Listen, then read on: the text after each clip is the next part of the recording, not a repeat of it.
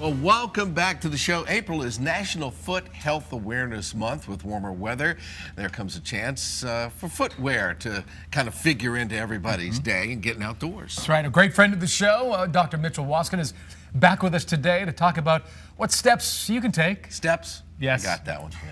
Keep your feet healthy all year long, especially during this break. Hey, Doctor, welcome back. Great to see you, Nice my friend. to see you. All right. Welcome, we have quite a different number of demonstrations right here, but there have been so many people that have been sedentary over the course of the wintertime. Right now, people are trying to get back outside. Should there be some preps that we should be doing before we kind of go full bore?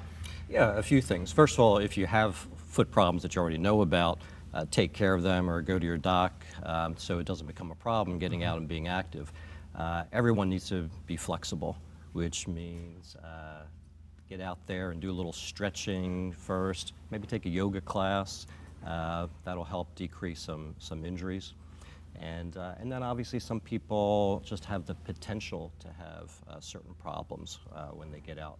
For example, it might be a diabetic person who perhaps maybe they've lost a little feeling in their feet, so therefore if they're going to be active, you want to make sure that they're wearing the right shoes so it doesn't damage their feet.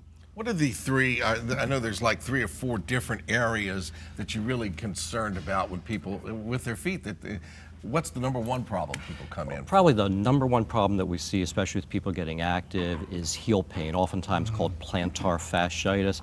Anyone who has it will know it. You get out of bed in the morning and those first few steps, you're just tiptoeing around, it hurts so much.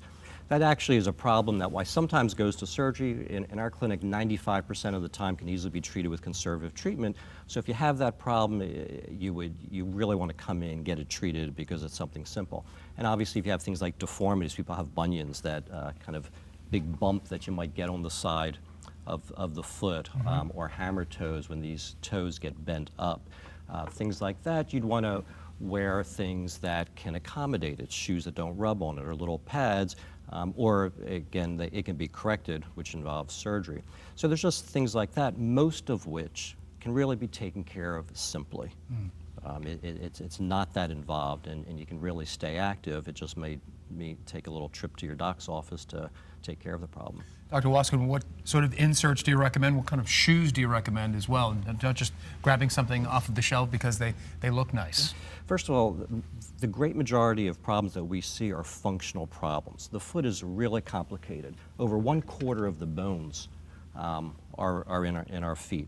So 1/4 of all our bones are in the feet? There's over 50 bones in both of our feet, and there are over 60 ligaments and tendons. Actually, there's hundreds of ligaments and tendons, over 60 joints. Yeah. So it's really complex structure, but most of it can be taken care of just by controlling the function. So we'll do it with something like foot orthotics. Think of it as like a custom shoe insert or a custom arch support that can be made to control the function of your foot, and they can be made for doing sports. They can be made for dress shoes.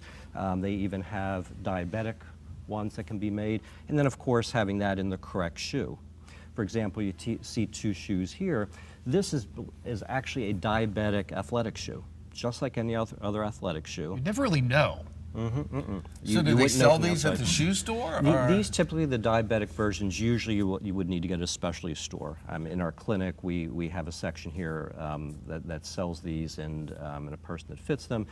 And then you can get more of a regular runner's shoe. And you want to make sure that you go to a place where they know how to fit a shoe. But you want it to be firm in the back. You want it to, when you press up, have the toe come up just a little bit, but not collapse, because you need to have that support that's in there. And of course, lightweight. And I do have this brand, and the reason I got it was this arch support right here.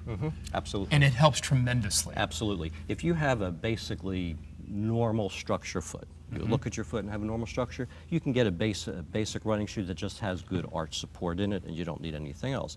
If you have a flat foot or a foot that has a high arch, well, that's when you may want to go and get an orthotic that you put in your running shoe. So increase your flexibility, wear proper shoes, get shoe inserts if you need it, and if you have existing problems, go see your doc, because most of them can be taken care of pretty simply. Complicated thing, the foot. So obviously there's lots of different problems. You got to talk to the doctor and figure out which one works for you. Absolutely. Doc, thanks so much. We learn something new every day. 50 bones in the foot.